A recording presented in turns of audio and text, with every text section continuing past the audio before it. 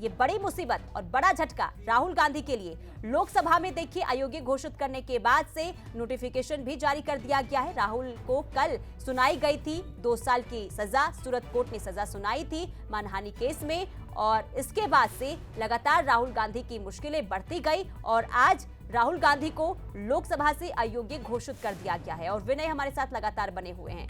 विनय, जरा ये समझाइए, क्योंकि लोकसभा से अयोग्य घोषित कर दिया गया है राहुल गांधी को, अब राहुल गांधी के पास आगे क्या विकल्प रहने वाला है? क्योंकि 30 दिन का समय दिया गया था, बेल पर है 30 दिन के लिए, और ऊपरी अदालत में जाने वाले थे, लेकिन उससे पहले ही अयोग्य घोषित कर दिया गया है। अब आगे क्या कदम? देखिए, जो 30 दिन के समय की बात की जा रही है, उसी के आधार पर राहुल गांधी के वकीलों की तरफ से हाई कोर्ट का दरवाजा खटखटाया जाएगा। गुजरात हाई कोर्ट जाएंगे राहुल गांधी के वकील और इस बात को मेंशन करेंगे कि जब सूरत कोर्ट ने अपना आदेश दिया था तो उन्होंने 30 दिन का समय दिया था कि वो ऊपरी अदालत में अपील कर सकते हैं, तो ऐसे में बीच में उनकी सदस्यता क्यों समाप्त की गई? अब इस आदेश के आधार पर ही राहुल गांधी के वकीलों की तरफ से अपील की जाएगी। चूंकि जो जिस तरह का नोटिफिकेशन संसद भवन की तरफ से जारी हुआ है, उसको लेकर उसमें साफ कहा गया है कि सूरत कोर्ट ने राहुल गांधी, जो कि सांसद है वायनाड से, 2 साल की सजा कल सुनाई है, और चूंकि जो सेक्शन है उसके आधार पर सदस्यता रद्द की जा रही है। अब ये अपील करना होगा, क्योंकि राहुल गांधी के वकीलों की तरफ से कल ही कहा था कि जो सूरत कोर्ट की तरफ से जो ऑर्डर आया है जिसमें राहुल गांधी को दोषी करार दिया गया है और साथ ही साथ जो 2 साल की सजा सुनाई गई है, इन दोनों को वो चैलेंज करेंगे। अब चैलेंज करना और ज़्यादा जल्दी और ज़रूरी हो गया है, क्योंकि सदस्यता समाप्त कर दी गई है राहुल गांधी की। कोर्ट ही एक फिलहाल अभी राहुल गांधी के सामने सहारा दिख रहा है। इससे पहले अभी कांग्रेस के सांसदों के द्वारा जिस तरह से मार्च किया गया, और कांग्रेस ने आने वाले सोमवार को भी सभी राज्यों को कहा है कि अपने अपने राज्य में प्रदेश कांग्रेस कमेटी द्वारा प्रदर्शन किया जाए। ये तमाम तैयारियां कांग्रेस कर ही रही थी, तो इस बीच झटका कांग्रेस के साथ साथ राहुल गांधी को भी लगा है, और शायद कभी राहुल गांधी ने भी नहीं सोचा होगा कि उनकी सदस्यता समाप्त होगी और जो उन्होंने बयान दिया उसका मामला इतना बढ़ेगा और इतना उनको 2 साल की सजा के साथ साथ सदस्यता समाप्त तक की नौबत आ जाएगी। ये राहुल गांधी ने ना कभी सोचा होगा, ना ही शायद कभी किसी कांग्रेस के नेता ने इस बात को सोचा होगा।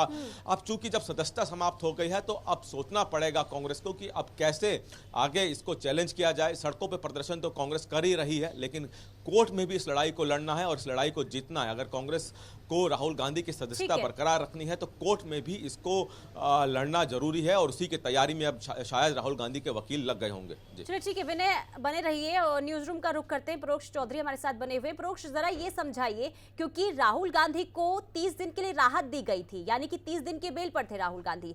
ऐसे में जो वकील से बातचीत हुई, उन्होंने साफ तौर पर यह कहा कि अभी राहुल गांधी की सदस्यता नहीं जा सकती है। ऐसे में लोकसभा से अयोग्य घोषित कर दिया गया है। आखिर कैसे और क्या इसके पीछे की वजह रही होगी, जरा ये समझाइए विस्तार से दर्शकों को।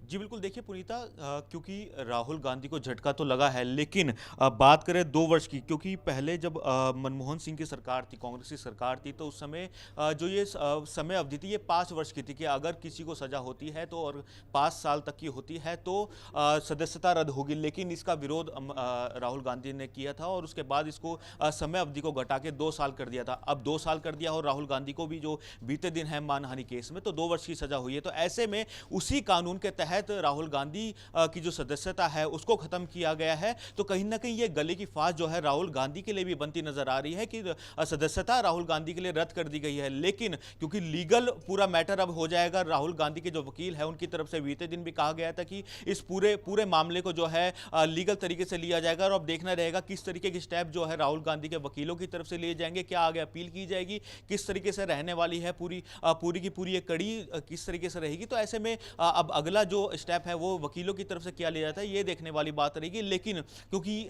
मनमोहन सिंह की सरकार के समय इसको बदला गया था, 5 वर्ष से 2 वर्ष कर दिया गया था, और उसी 2 वर्ष के कारण जो है अब राहुल गांधी के लिए ये फांस बनती नजर आ रही है, जब राहुल गांधी की सदस्यता जो है वो संसद से रद्द कर दी गई है।